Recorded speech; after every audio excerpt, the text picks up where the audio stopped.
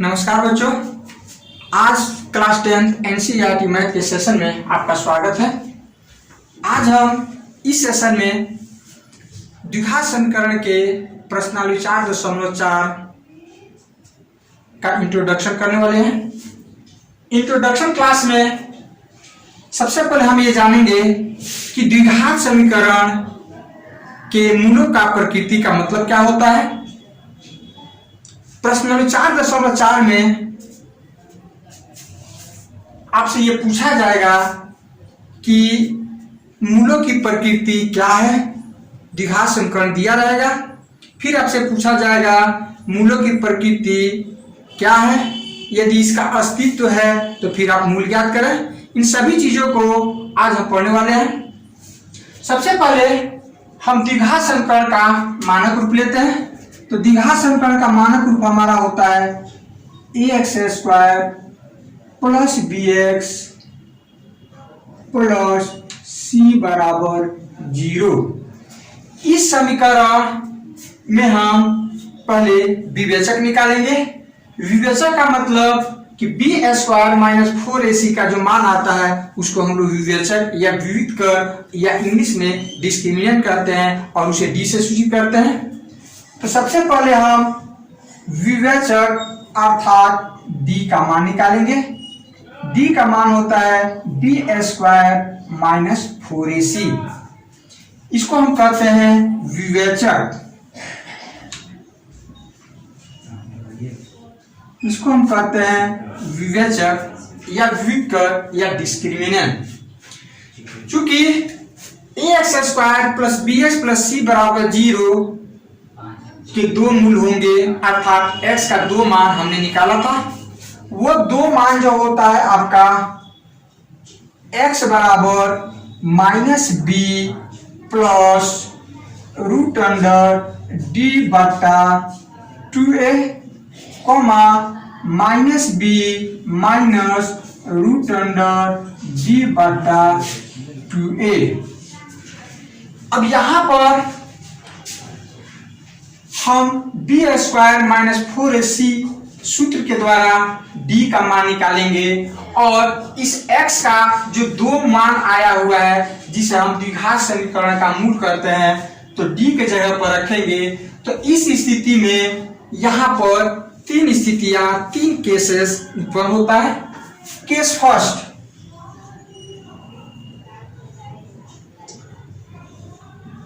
First, हो सकता है किसी d का मान 0 के बराबर आ जाए। b² माइनस 4ac का मान आप रख करके निकालेंगे तो हो सकता है कि d का मान 0 आ जाए। तो केस फर्स्ट d बराबर 0। यदि d बराबर 0, जब d का मान 0 आएगा तो इस स्थिति में x का जो दो मान आएगा वो निम्न प्रकार होगा। x बराबर -b प्लस √0 का मान 0 ही होगा। इस स्थिति में -b/2a कॉमा ये भी 0 हो जाएगा, यहाँ पर बचेगा -b/2a। तो हम देख रहे हैं कि जब d का मान 0 आ रहा है इस स्थिति में x का मान जो होगा -b/2a और -b/2a, मतलब कि x का दोनों मान समान आ रहा है, अर्थात इस द्विघात समीकरण का दोनों मूल समान होगा। तो पहला केस मतलब केस फर्स्ट में जब d बराबर 0 तो मूल जो होगा समान होगा और चूंकि यह मान हमें कोई वास्तविक संख्या देगा तो मूल समान होगा और वास्तविक होगा। मूल समान और वास्तविक होगा। केस टू, यदि d ग्रेटर देन 0, मतलब कि b² माइनस 4ac का मान हम निकालते हैं और d का मान अर्थात इसका मान कोई धनात्मक संख्या आता है तो हम लिखेंगे कि d ग्रेटर देन 0। तो d का मान 0 से बड़ा आएगा। इस स्थिति में हमारा x का मान -b प्लस √d डी बटा 2a comma minus B minus root under D बटा 2a। अब देखो d का मान 0 से कोई बड़ा आएगा, इसका मतलब कोई धनात्मक संख्या आएगा, तो वह धनात्मक संख्या आएगा उसका वर्गमूल निकालेंगे तो वो भी एक वास्तविक संख्या ही होगा।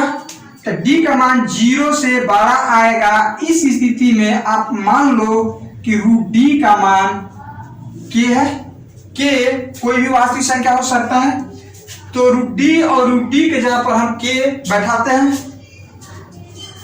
यहाँ पर माइनस बी प्लस के बटा 2a minus B minus K बटा 2a।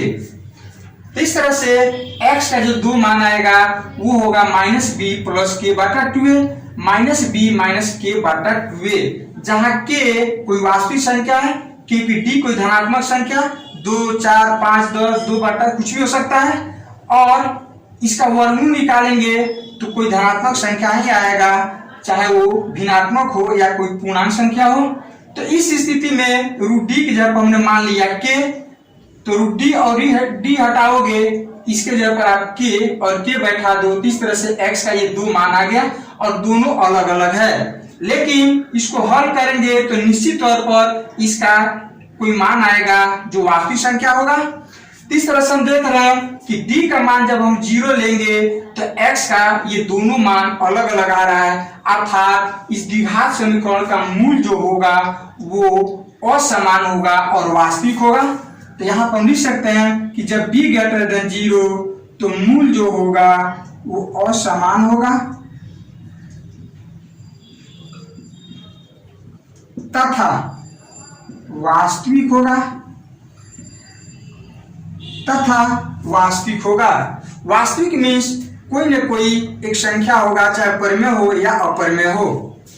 अब हम बात करते हैं तीसरा कंडीशन क्या हो सकता है। तो तीसरा कंडीशन ये हो सकता है कि इस d का मान 0 से छोटा भी तो आ सकता है, d से छोटा भी आ सकता है। तो तीसरा कंडीशन हमारा केस 3, जब d लेस देन 0, मतलब d का कोई ऋणात्मक मान आए,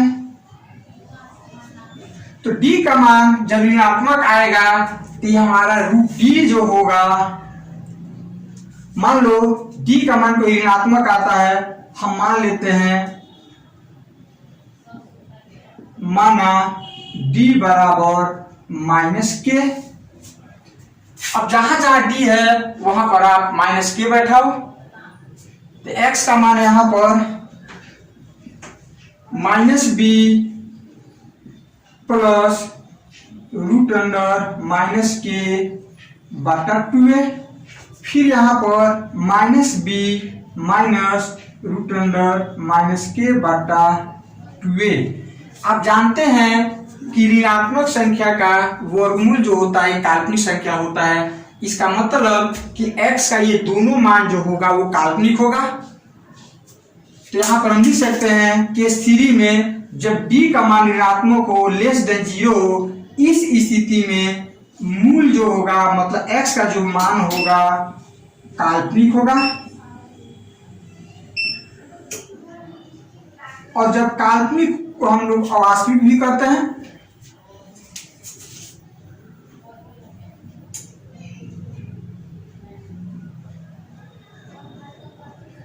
अवास्तविक होगा, और जब मूल काल्पनिक होगा तो इस स्थिति में x का मान निकालना संभव नहीं है। अब हम समझ गए कि द्विघात समीकरण का मानक रूप दिया हुआ हो, मतलब कोई द्विघात समीकरण दिया हुआ हो, तो सबसे पहले आप d का मान निकालो। d का मान निकालोगे तो यहां से आपको पता चलेगा कि d का मान या तो 0 के बराबर आएगा, 0 से छोटा आएगा, या 0 से बड़ा आएगा। तो d का मान जब 0 होगा, इस स्थिति में हमारा दोनों मूल जो होगा वो समान होगा और कोई वास्तविक संख्या होगा। तो जब d बराबर 0 तो मूल समान और वास्तविक होगा। इसी प्रकार d का मान 0 से बड़ा होगा तो हम मान लेते हैं कि रूट d का मान k हो गया। इस स्थिति में मूल जो होगा हमारा एक ये होगा अर्थात ये और ये होगा। इसको हल करेंगे तो कोई ना कोई वास्तविक संख्या आएगा, अर्थात ये दोनों मूल जो है अलग अलग है, तो हम लिखेंगे मूल असमान है और वास्तविक है। फिर d का मान 0 से हम छोटा लेंगे, मतलब यदि कोई ऋणात्मक संख्या आता है, मान लो d का मान माइनस के आ गया, तो x का मान लिखो और जहां जहां d वहां पर माइनस के लिखेंगे। तो माइनस के का वर्गमूल जो होता है काल्पनिक संख्या होता है, अर्थात हमारा ये x का मान जो होगा अर्थात द्विघात समीकरण का मूल जो होगा वो काल्पनिक या अवास्तविक संख्या होगा।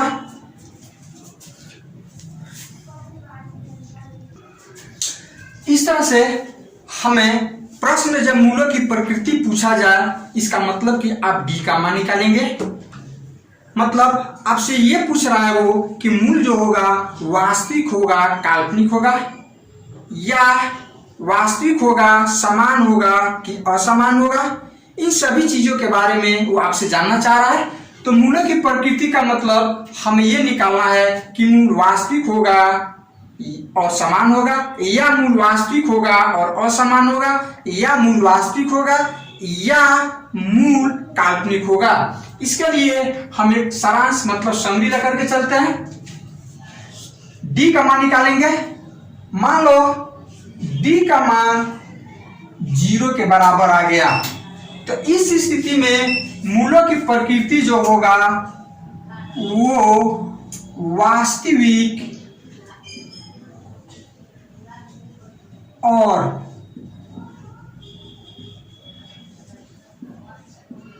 समान होगा। और वो मूल क्या होगा, फिर यदि सिर्फ प्रकृति कहे तो हमें सिर्फ इतना ही लिखना है, और कहे कि मूल ज्ञात करें तो जब d बराबर 0 होगा तो हमारा मूल जो होगा वो होगा, मूल का मतलब x का जो मान होगा वो -b/2a -b/2a होगा। फिर दूसरा कि यदि d ग्रेटर देन 0, मतलब d का मान कोई धनात्मक संख्या है, तो मूलों की प्रकृति क्या होगा। तो मूलों की प्रकृति जो होगा वो वास्तविक होगा और असमान होगा। जस्ट इसके पहले हमने बताया आपको कि d ग्रेटर देन 0, तो x का 2 मान आया था, दोनों अलग अलग आया था जो वास्तविक था। इस स्थिति में हमारा x का मान अर्थात मूल जो होगा वो -b प्लस √d/2a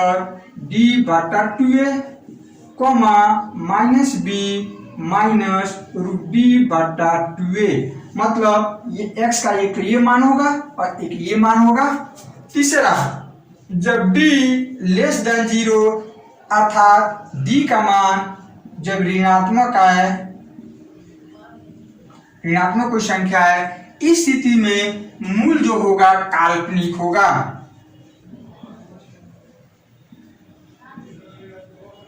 काल्पनिक या अवास्तविक होगा, अवास्तविक होगा।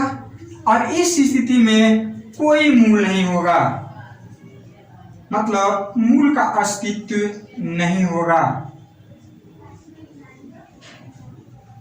x का मान हम नहीं निकाल पाएंगे, अस्तित्व नहीं होगा। तो ये हो गया हमारा मूलों की प्रकृति का है। तो आप d का मान निकालो। d का मान यदि 0 आता है तो मूलों की प्रकृति जो होगा वास्तविक और समान होगा। d ग्रेटर देन 0 तो वास्तविक और असमान होगा। d लेस देन 0 तो इसका मतलब मूलों की प्रकृति जो है काल्पनिक और अवास्तविक होगा। इस तरह से फिर वो मूल क्या होगा, तो d बराबर 0 तो -b/2a -b/2, मतलब ये दोनों x समान हो गया। x का एक मान ये आएगा और दूसरा ये, मतलब दोनों सेम ही होगा। दूसरा d ग्रेटर देन 0 होगा, इस स्थिति में x का मान एक ये होगा एक ये होगा, और d लेस देन 0 इस स्थिति में मूल का अस्तित्व नहीं होगा। आपका प्रश्न जो है कभी कभार इस तरह से आता है कि मूल वास्तविक हो। ये नहीं कहेगा उसमें आपसे कि मूल वास्तविक और समान या वास्तविक और असमान, सिर्फ आपसे ये पूछेगा कि जब मूल वास्तविक हो तो द्विघात समीकरण दिया रहेगा और उसमें कहेगा कि k का मान c का मान को अचर दे देगा, उसका मान निकालें। इस टाइप का 2x² माइनस kx प्लस 4 बराबर 0। मान लो द्विघात समीकरण है और कहेगा कि यदि मूल वास्तविक हो तो k का मान ज्ञात करें। तो मूल वास्तविक होगा तो इस स्थिति में सबसे पहले आप d का मान निकालना, इस सूत्र का प्रयोग करके d का मान निकालो।